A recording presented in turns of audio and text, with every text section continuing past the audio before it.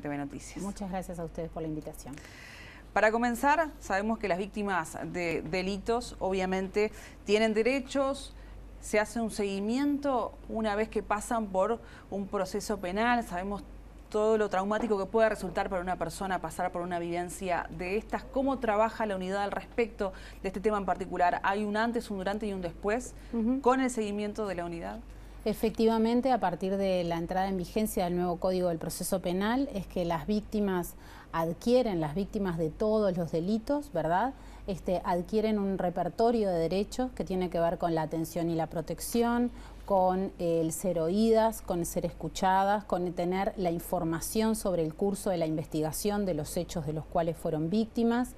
Tienen derecho a presentar prueba durante ese proceso y cuando la Fiscalía toma conocimiento y empieza el proceso de investigación a cargo de un equipo fiscal, los fiscales lo que tiene que ver con aquellas víctimas que se consideran especialmente vulnerables, que tiene que ver con el tipo de delito, con el grado de afectación, pueden ser víctimas de homicidio, de rapiña, de copamiento o que en los últimos días hemos tenido varios episodios lamentables de ese tipo, delitos relacionados a la violencia basada en género, que tiene que ver con la violencia doméstica, con los femicidios, con los delitos sexuales contra niños, niñas y adolescentes. Entonces, con esas víctimas especialmente vulnerables, lo que hace la unidad de víctimas, que está compuesta por psicólogos y asistentes sociales, es acompañar ese proceso penal. ¿Por qué ese acompañamiento?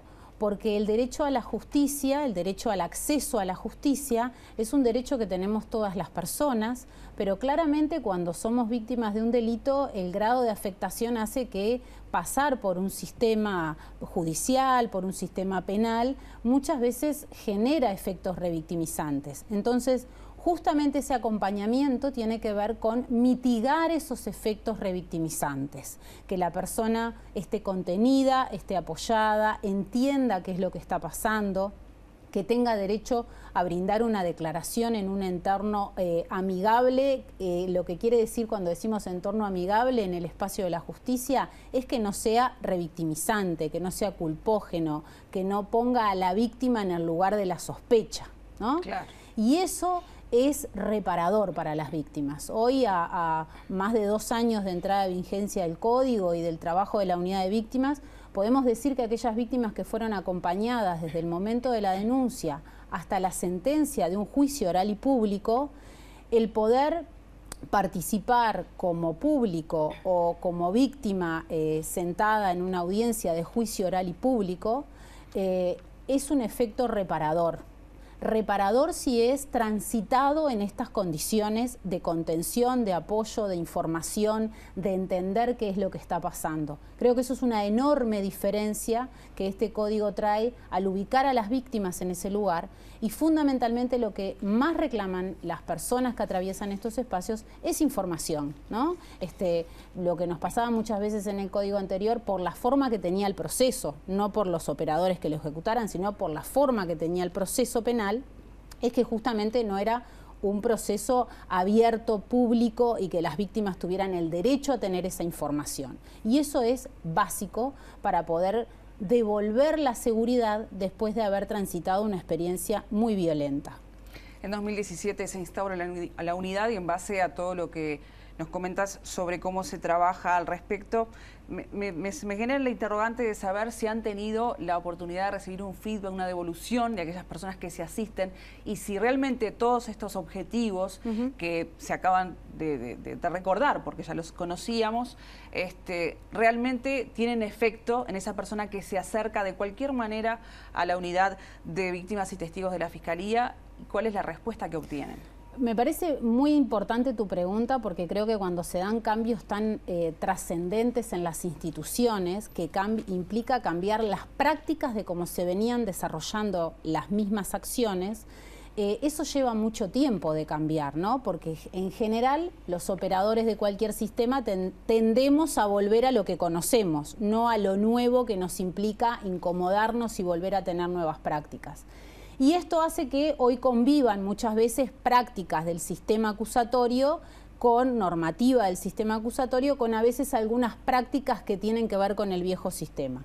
¿Por qué digo esto? Porque los cambios no se dan de un día para el otro. Pero a la respuesta a tu pregunta, cuando nos encontramos con personas en instancias de seguimiento después de que se ha dado un juicio oral y público, mamás, por ejemplo, de niños o de adolescentes que han querido declarar, que eso me parece muy importante porque a los que trabajamos, por ejemplo, en violencia hace muchos años, el pasaje por el sistema judicial muchas veces era muy revictimizante para los niños, y hoy hemos encontrado que en algunas de esas experiencias los niños que han querido declarar, o los adolescentes que han querido declarar, frases como esperé 2 años para poder decir esto frente a alguien que me creyera en el sistema de justicia, ¿no?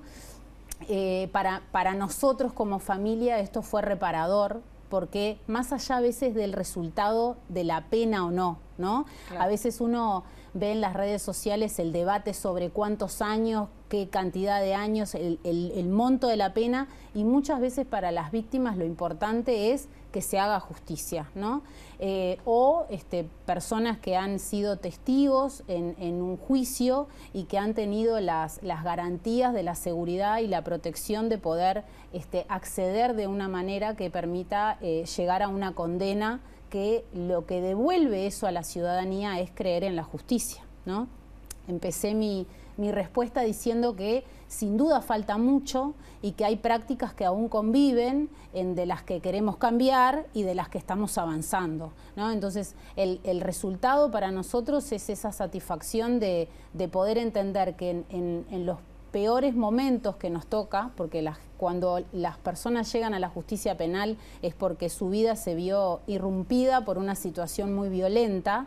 Entonces, acompañar en ese proceso y que el resultado sea que la persona sienta que hay un grado de reparación y que se hizo justicia en lo que pasó con ellos o con sus familias, para nosotros es una satisfacción de poder acompañar, ¿no?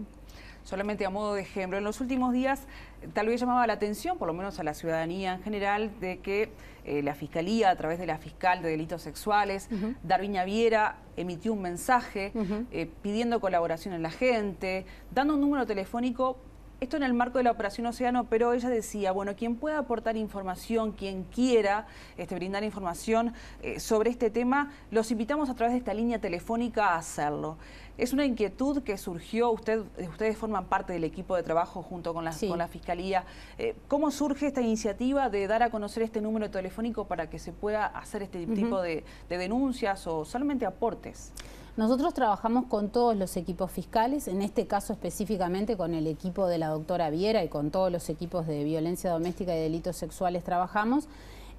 Nos parece muy importante que los temas que tienen que ver con los delitos sexuales que se cometen contra niños, niñas y adolescentes requieren de un compromiso de toda la sociedad. Para que se den este tipo de situaciones que afectan gravísimamente la vida de niños y adolescentes, tenemos quienes son los perpetradores de la situación, las víctimas que son captadas de distintas modalidades y con distintas fragilidades, y el entorno. Todo esto muchas veces sucede en un entorno que después que suceden las cosas dice, a mí me parecía, yo algo sospechaba, nunca entendí por qué tenía un novio con tanta diferencia de edad, nunca supe por qué traía todos esos regalos. Bueno, lo que estamos invitando es que también las personas del entorno inmediato, que a veces tienen información, que a veces conocen, tengan la confianza de poder acceder a la justicia dando esa información.